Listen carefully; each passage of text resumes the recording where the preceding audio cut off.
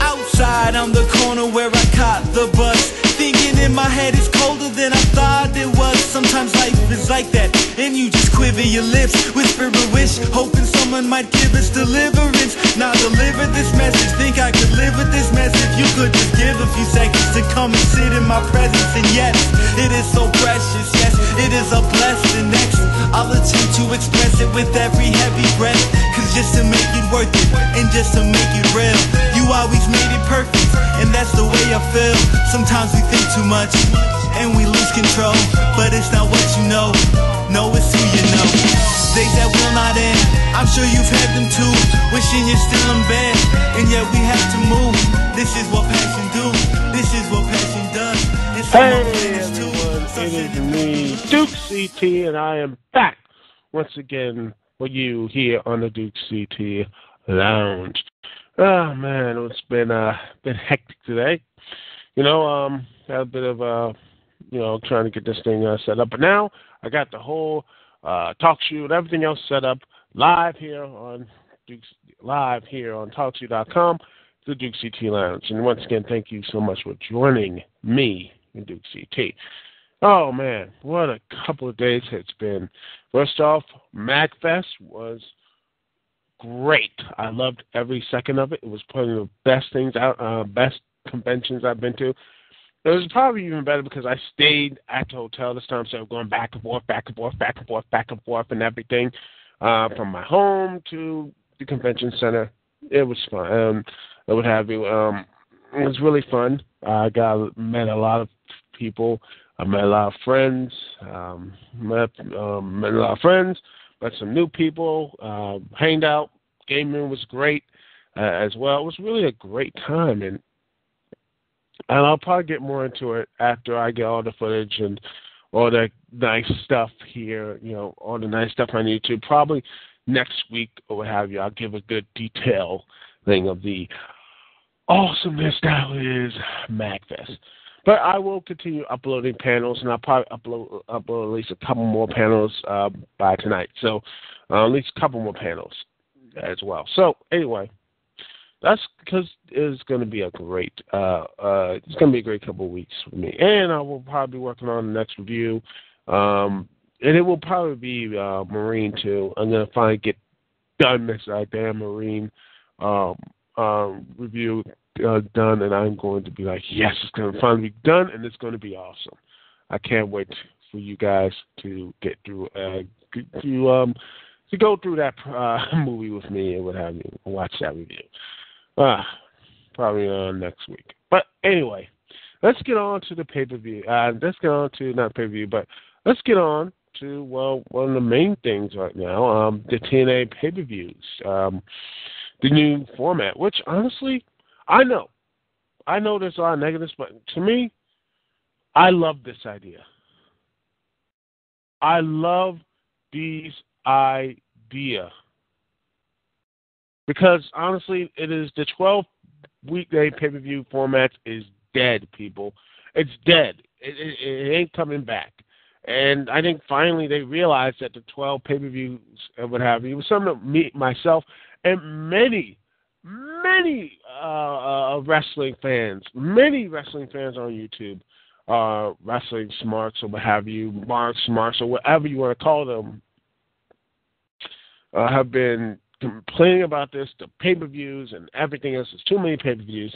And it's nice to see somewhat of a mainstream company make this into something like really good. Because, I mean, let's be honest.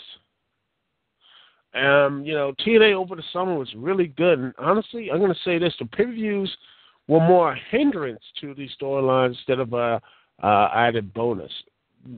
And when you have less pay-per-views and such, you can build out for stretches of time, because I feel like the Bound for Glory series really does well. I think it's going to be even better than last year because they have no pay-per-views really booked. They say, here it is, here's all the pay-per-views and such. We have the Bound for Glory series. That's going to be our main focus And also, you're going to have all the, and it's going to be focused on those guys. And it's going to really get attention to other people who were, like, for example, Magnus or, Samoa Joe or, hopefully other guys out there. Heck, maybe a Christian York. I think Kenny King. I think that guy, Kaz. I don't know. I would not be surprised to see someone else like that. Someone else not as a main eventer, but maybe someone that's TNA original, or maybe a new young type of guy to actually do it. In my personal opinion right now, if I told me right now, gun to the head, who's going to win the Bound for Glory series, would probably be James Storm, or maybe Matt Morgan, or maybe someone like that this time. But honestly, I would not be surprised that it would be someone else. But I still think the Bound for Glory series would really improve under this new rule of these less pay-per-views and such. And by the way, let's look into this whole thing, and let's look at the entire thing of ImpactWrestling.com. It says Impact Wrestling, because right here it says starting only 4 live pay-per-views. It's showing Genesis on January 13th. This Sunday's Genesis on January 13th. Lockdown on March 10th. Slammiversary on June 9th. And Bound for Glory on October 13th. Like I said, this is really good. But also, there will be an additional 7 pay-per-view specials we branded as TNA Wrestling One Night Only series, which will debut on April of this year, continue throughout the year with additional month throughout the year. For example, they will have Joker's Wild Tag Team Tournaments, tag team tournament where you have 2 guys who not on the best of terms team up. You have the X Divisions and such. Extravaganza will feature the X Division, and also they're supposedly going to have the X World. They're going to bring back the X World Cup supposedly too, which I can't wait to see that. I mean, it's going to only cost like $15, so I don't care if it's taped or not. I think it's going to be a really fun experiment. I think this is something that is going to really benefit TNA in the long haul. It's going to benefit them in the long haul because when you have these type of when you do have this type of these like pay-per-views, which are not going to be not consistent with the pay-per-view and stuff. They're not going to really be in kayfabe, what have you, the whole continuity of TNA, but outside continuity. So you can bring in like international talents. You can bring in like these guys not shoehorning them in. It really, and this will probably bring more fans to the product, and you can still have continuity like storyline driven pay-per-views without much hassle. I mean, heck, Lockdown will probably be more storyline and probably be better for it. Slammiversary, same thing. And Bound for Glory. Like I said, with the Bound for Glory series, with no pay-per-views coming into play, this will be a great positive as well. So some people say it might kill the Destination X and such, but I don't think it does that. It brings out the Destination X stuff more. I mean, yeah, it sucks that the whole championship thing or what have you, the whole Austin Aries thing is probably the only time they're going to do that. But you know what? I think that in the end, the trade-off is so much better because we get more. We're getting the TNA is doing the less is more situation, and honestly, I think this is going to work very well with TNA. In fact, I think it's going to be something of a very net positive for this company. And to me, and this is my personal opinion, TNA. To me, this is something that WWE should be doing. They should be lessening pay-per-views. I'm not saying down to 4, and to me that's a little too low.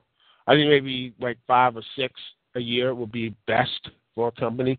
Something like WWE, 6 pay-per-views a year would be great for them, so they can build up their storylines and actually build up some really good wrestlers as well. But then again, that's just my personal opinion. I think this is something that a lot of people are going to be really, really good. And by the way, here's other things right here. There's going to be Yes, there is, ladies and gentlemen. There is going to be a TNA X Division World Cup tournament. And that is going to be official. It is official.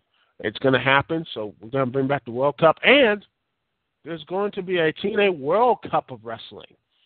So 4 teams. This is one of the pay-per-views. This is going to be interesting. A TNA World Cup of Wrestling. 4 teams, each captained by a TNA wrestler, featuring a heavyweight wrestler, a tag team, and X Division wrestler, battling singles, tag, and stipulation bouts. And the finale will be a 2-ring triple chance battle royal. Nice. This looks like could be really, really great. And I really hope the execution is going to be, it's going to really be the key for this thing, because it could be great or it could be a clusterfuck. Pardon my French, but it could be that.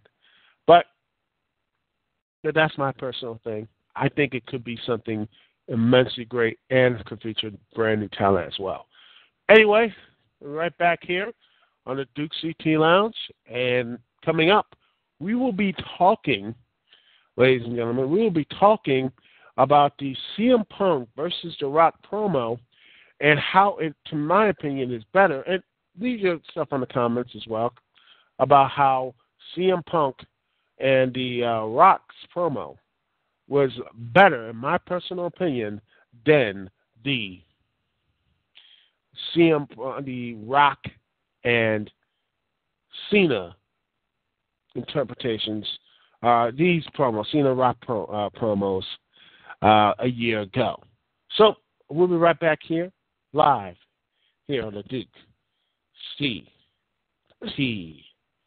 Lounge. Thank you again for joining us here live on TalkShoe.com and on YouTube, BlipAndStuartTech.com. So once again, thank you so much for joining us here on the Dukect Lounge.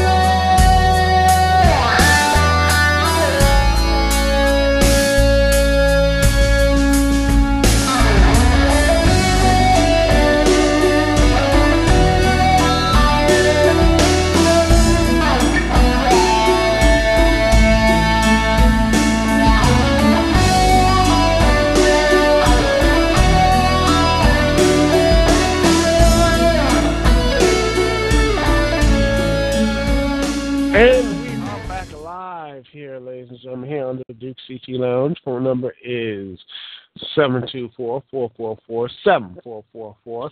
Once again, the number is 724-444-7444. And the call ID to connect to me, Dukect, is 92417. Once again, the call ID to connect to me, Dukect, is 92417. And thank you so much again for listening to me live. If you're not listening to me live, I don't know why you're not, but you're probably listening to me on my YouTube, Blip, or on StuartTech.com or what have you. So once again, thank you for listening, taking time out of your busy day to listen to me, Dukect. Anyway, let's get back to the topic I promised to talk about when we got to the break. CM Punk and The Rock. Now, a lot of people already talked about this. Heck, I already talked about it. But this is something I really think should be talked about again, is how really good it was. And after watching it again and again, I gotta say it was probably one of the best and probably one of the brightest moments on Raw. Basically, Raw being completely crappy for the most part. Besides CM Punk and Ryback, which even though the ending was just completely was not really a surprise. To me, CM Punk Rock was one of the most probably one of the most positive things out there. It was probably one of the most things that really highlighted that feud. And honestly, they didn't need to do 20 20 weeks of promos or what have you. They only, and I really feel it. The pay-per-view, the Royal Rumble of CM Punk versus The Rock, and it was because of that promo. That the beginning promo by CM Punk was really good, finally explaining himself, and the promo with The Rock, which first off, who would have thought CM Punk can actually stand toe-to-toe with The Rock, and actually not, I know he's been in WWE for a while, but actually hold his own. And sometimes even Bessie will have, that you're going one-on-one with God, like box with going hands-to-hands with God. I know I'm butchering the quote or what have you. But seriously, the way he spoke it, is that the way that he spoke, that demeanor, CM Punk really, you're just like, wow, this guy really believes in what he's saying. And I know it's not like great acting, but you just felt like it's the way he says it, the way he the way that he carried that statement, and he was truly serious. The Rock was there with his cookie puss and what have you, which was pretty funny. It was pretty funny, and the way The Rock could actually get the crowd with him is still a magic to behold. And honestly, I don't think we'll ever see something like that ever again. No one can ever control the crowd like The Rock can. And you might hate on him, what have you, but yeah, CM Punk can't do that. Daniel Bryan, the yeses and nos, but you could say yes, he can. Yes, the whole yeses and the nos and all this type of stuff. But to me, The Rock could actually get the people just to rise up and say that it's just so like the whole, cookie puss or all the things that Cena are the whole fruity pebbles. I know what they're doing, but I don't feel like The Rock says it. It feels like it has a little weight with it, if you know what I mean. And hopefully, I think this is going to get better. Rock is going to get better with his promos, and CM Punk is going to get better with his promos. And I think the match itself, I don't know how good it's going to be. I don't know. But I am intrigued, and I'm hopeful. I'm hopeful it's good, but to me, I just don't see it. I just don't. I hope I'm wrong, but I really want The Rock and CM Punk to have not only a good match, but a great match. But I feel like it's going to be like the same thing with Cena and Rock back at WrestleMania 28. A really bland and boring match that doesn't come close to the hype. Doesn't even. It was like, it missed out. No, it completely collapsed. It just couldn't. The hype was a match. If you watched the match, it was boring. It was bland. I was like, my goodness, I wanted someone to end. Really, just didn't feel The Rock. Rock was just completely out of. It just was out of depth. I think Rock was just out of. He was out of breath. He was out of. He just was out of sync with Cena. And I'm hopeful that doesn't happen with Punk, but, you never know. Anyway, a bit of a short show this week. Yeah, really not. That's good. That's really good. Well, hopefully I can find more things to talk about next week, and believe me, I will. Anyway, it's Duke CT here. Peace and love. I'll see y'all when I see y'all. Later.